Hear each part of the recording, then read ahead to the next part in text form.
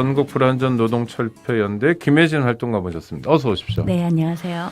네, 노동 문제에 대해서 실천하고 활동하시는 분인데 지금 노동 쟁점이 굉장히 많습니다. 그 중에 하나 어제부터죠. 네네. 화물연대에서 파업을 시작했죠. 네. 왜죠?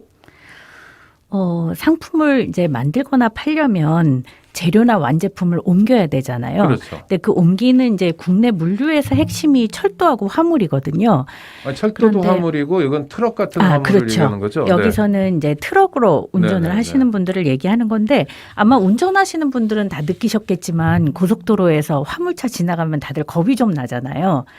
근데 일단 체구가 큽니다. 육중하니까요. 그렇죠. 네네. 사실 고속도로 사고의 굉장히 많은 부분을 화물차가 차지를 하거든요. 그러니까 대부분 이제 과적, 졸음운전 이런 게 굉장히 많은데요. 네. 과적을 하는 이유는 이제 운송료가 너무 낮으니까 일단 한 번에 많이 실어야 되고 네, 그리고 운송료가 낮으면 생계를 위해서 굉장히 여러 번 운전을 해야 되잖아요. 야간 심야에도 운전을 해야 되고. 그만큼 또 기름값도 써야 되겠네요. 그렇죠. 네. 기름값이 지금 굉장히 심각한 수준인데요. 우크라이나 전쟁 때문에 어떤 분은 한 달 수입의 80% 정도가 기름값으로 나간다고 이야기하시는 분들도 있더라고요.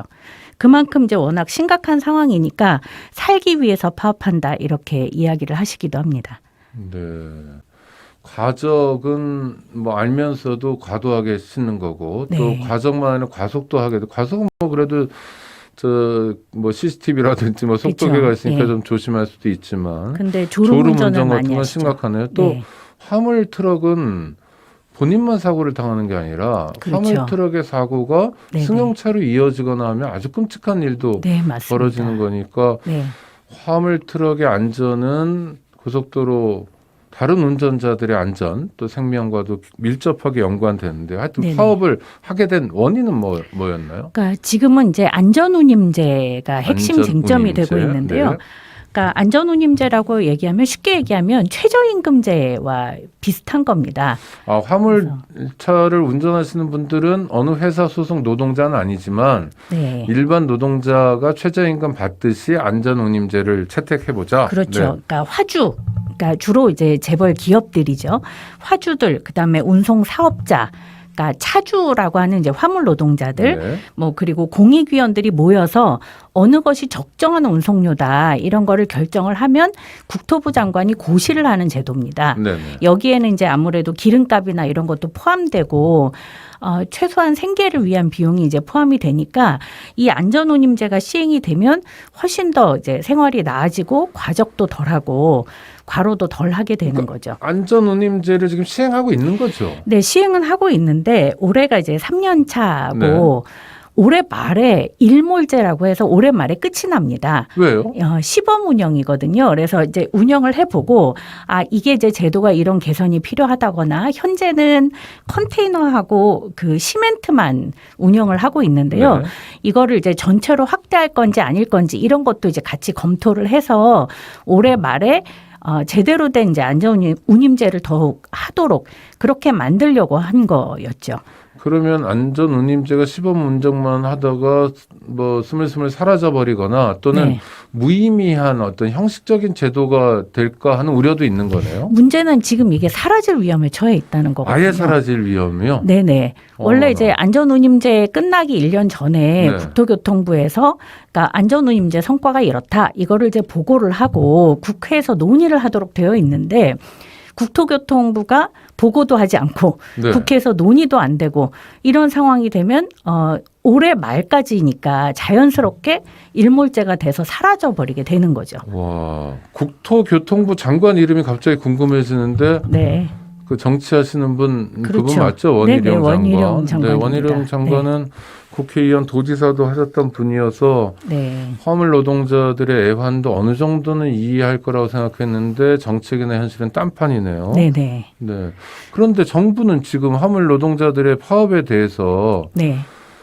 옛날에 많이 들었던 얘기인데 그죠. 법과 원칙, 뭐 네네. 단호한, 엄정한 이런 얘기만 하고 있는 것 같아요. 네, 그래서 정말 걱정입니다. 네. 중요한 것은 법과 원칙이 아니라 화물 노동자가 안전해야 지금 시민들도 안전한 그게 거잖아요. 법과 원칙이죠. 그렇죠. 네. 그리고 이 안전운임제 효과가 실제로 굉장히 잘 드러나거든요. 여러 보고서에서 네. 실제 졸음운전도 줄었고 과적도 줄었다는 게 그 실제로 효과가 나타나고 있는데 따라서 이제는 일몰제를 폐지하고 전체 업종으로 확대 적용만 하면 되거든요. 그런데 이제 그거를 안 하고 시간을 끌고 있으니까 문제가 되는 거죠. 왜 그렇습니까, 그럼?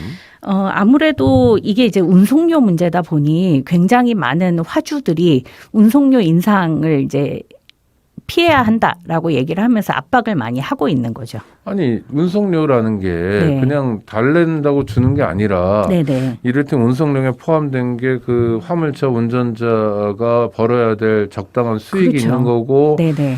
또 뭐 자동차 구입한 비용이 있는 그렇죠. 거고 더 예. 중요한 건 기름값이 있는 거잖아요. 그렇죠. 그러니까 이런 그렇죠. 것을 통해서 가격이 정해지는 거지. 네네. 깎고 싶으면 맘대로 깎고 네. 뭐 이런 건 아닐 것 같은데요. 그렇죠. 그런데 이제 지금까지는 화주들이 그러니까 이 화물차 운전자들이 이제 가격 경쟁을 하게 되고 점점 더 여럿이 낮은 있으니까. 임금으로 네네. 이제 주고 이러던 것에서 이제는 적정 운송료를 결정하도록 만드니까 이거를 확대해서 시행하고 싶지 않은 거죠.